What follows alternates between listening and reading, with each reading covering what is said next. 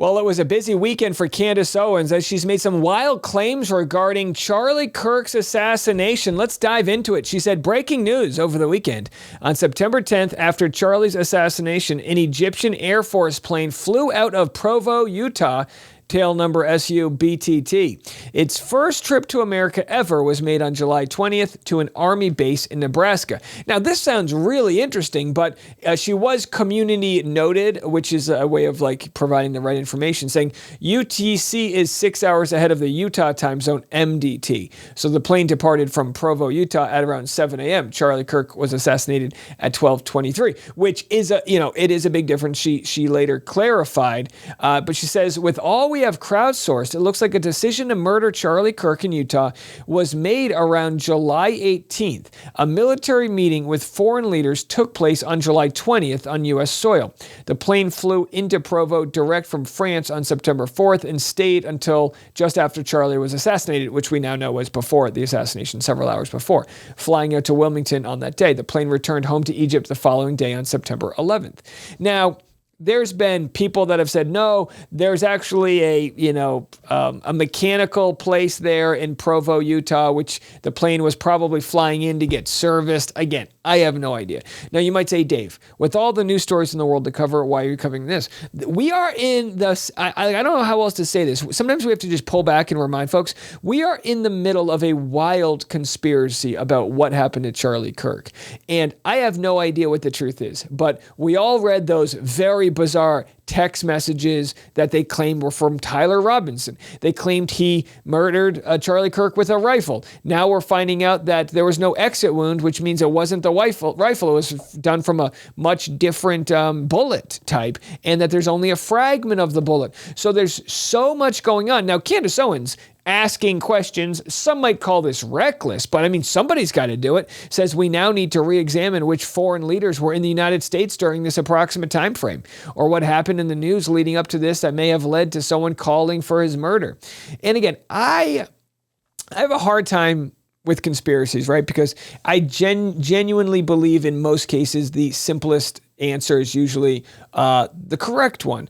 But in cases like this, if it was so simple, they would have provided so much more information. There would be forensics and DNA and so many other things. And maybe that'll all come out in trial. But they were so quick to say that this shooter was some left-leaning guy who was dating his trans roommate. It almost felt like too on the nose for a culture war. And now we're kind of going, okay, let's not shame people who are asking questions. I think that's a good place to be, right? We have this issue on the left where we shame people for having questions about the Epstein files. And then it comes out like, boy, they really are trying to silence this stuff. So take conspiracy theorists, let them do their job. They're meant to be a functioning part of society. Sometimes they're right, sometimes they're wrong, but do some digging. So Robert Barnes here, a good internet lawyer, respect what he does, says to give you an idea of how lazy Candace Owens is in her research,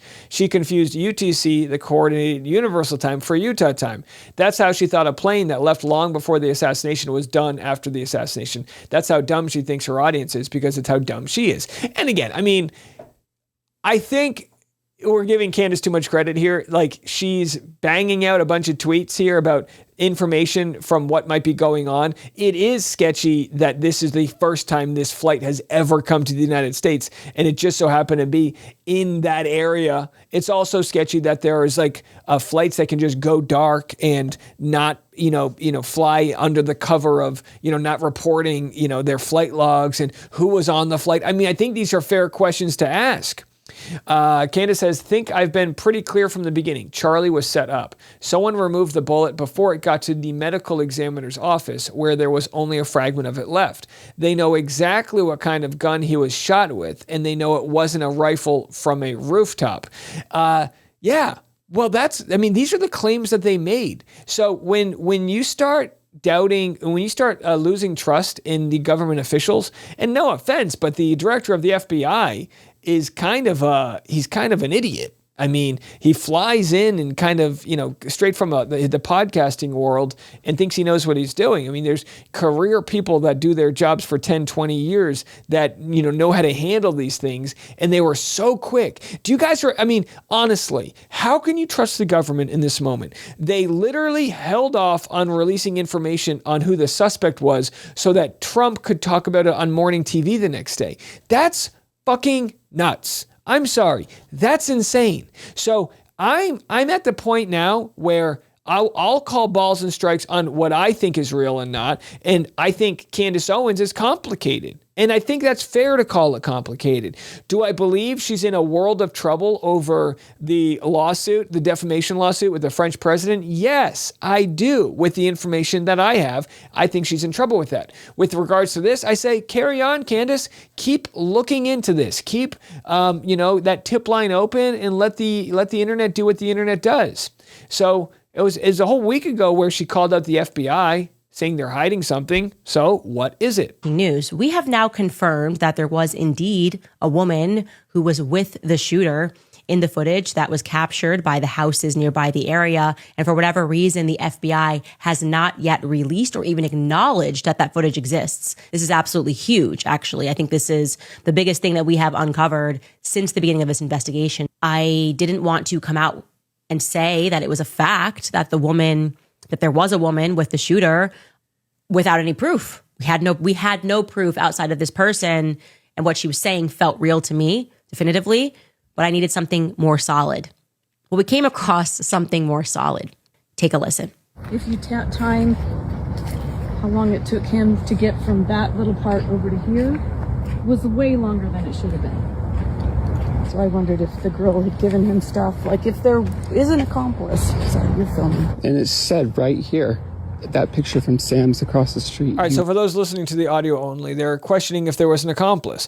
So was Tyler Robinson a lone gunman like they said? Was there an accomplice? This is from a week ago. Now Candace is saying maybe the Egyptian military is involved. It's insane. And again, we'll see how it all plays out in the trial. I do believe that Tyler Robinson will get a fair trial. I really do. I having heard what the judge had to say, I think that he'll get if he's set up, prove it. In today's world, there's digital footprints, prove it. So again, we'll have to see how that all plays out. All right, let's take a quick break. When we come back, I got Bernie Sanders responding to this insane idea that this No Kings rally is full of, people that are hating on America. If you're still overpaying for wireless, it's time to say yes to saying no. At Mint Mobile, their favorite word is no. No contracts, no monthly bills, no overages, no hidden fees, no BS.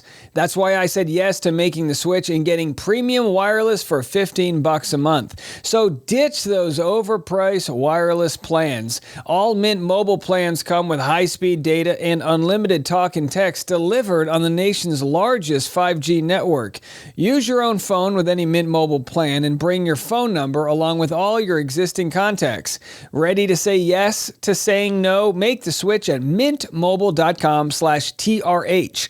That's mintmobile.com/TRH. Upfront payment of $45 required, the equivalent to $15 a month. Limited time new customer offer for first 3 months only. Speeds may slow above 35 gigabytes on unlimited plan. Taxes and fees extra. See Mint Mobile for details. Today's episode of the Rush Hour podcast is sponsored by Upside. It is a free app that gets you cash back for purchases you're already making at gas stations, restaurants, convenience marts, grocery stores. It's unbelievable. How it works is you just go to the app. It's free. You type in where you live and it shows you literally all of the thousands of different options, from saving 65 cents per gallon to, look at this, Five Guys, burger and fries, 38% cash back. You just buy the food, the gas with your credit card, then you upload the receipt through the app, and it's money. Cold hard cash straight back to your bank account. No confusing rewards, points, or credits. Actual money that you will transfer into your pocket. $1 million in cash back is being earned by users every week. Upside has given back $1 billion to its users. To find out how much you could earn, download the free Upside app and use promo code RUSHHOUR to get an extra 25 cents back on every gallon on your first tank of gas. That's an extra 25 cents back for every gallon on your first tank of gas using promo code RUSHHOUR. Now let's get back to the show. So Speaker Johnson called the No Kings rally that is scheduled for October 18th a Hate America rally. Here we got Bernie Sanders saying anything but that. Now, this is ridiculous, right? Speaker Johnson said it's going to be full of terrorist supporters and Hamas supporters. I mean, I hate to say it, but if anyone's going to these rallies on October 18th, be careful out there. There's going to be people instigating fights. They're going to want you to be everything they claim you are. And this could be a real, it could be a great day. It could be the biggest day of civil protest in our country's history. It could also be a very dark day. Here's what Bernie Sanders has to say about what this protest is all about.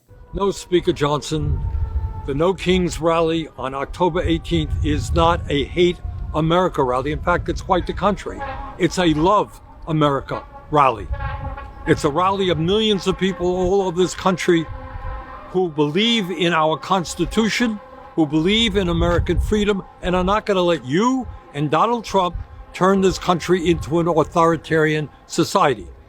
It's a group of people who are disgusted that you and your friends want to double healthcare premiums in this country and take healthcare away from 15 million Americans. I mean, there it is. And that's the framing. And as the government continues to be shut down, they're laying off Democrats. They're wiping away the CDC. They're trying to make it as painful as possible. But you got to keep on fighting for what this shutdown's all about. I'm going to share what Gavin Newsom has to say right now about the political climate. And I'm also going to share what Marjorie Taylor Greene has to say, which is equally as interesting. But here's Gavin Newsom calling out Joe Rogan for having California derangement syndrome. You have more scientists, engineers, more researchers, more Nobel laureates in the state than any other state in the nation. We're the fourth largest economy in the world, $4.1 trillion. We're the finest system of higher education that addresses the issue of equity better than any other public education system in the world. We dominate in every category, name it. We're the biggest manufacturing state, biggest farming state, ranchers and hunting jobs, which is interesting. We dominate in AI and quantum and fusion in every key category. The quality of life here consistently, and you look at the top 10 cities in the United States of America consistently, the top 5 are identified in the state of California, and we invent the future. It happens here first, where America's coming attraction. What I think doesn't attract people that tend to be on the spectrum of his politics is our diversity. We're the most diverse state in the world's most diverse democracy. We're a majority minority state. 27% of this state is foreign born, and that offends a lot of people. I think there's a California derangement syndrome. So there it is. He thinks Joe Rogan's got California derangement syndrome. Now, Joe Rogan might have some confirmation as to why he left and he wants to continue to shit talk California. But you can't lie with Gavin Newsom here as he discusses some of the reasons people would leave California. You make a lot of money, you want to get out. California has a progressive tax structure. That's the real reason a lot of these folks left. Right. Come on, let's have this conversation. Yeah. They don't like progressive tax. They like regressive tax policy. Where's Rogan live? In one of the most regressive tax states in America that tax poor people. More poor people are taxed more than the richest 1%. And and he's not wrong.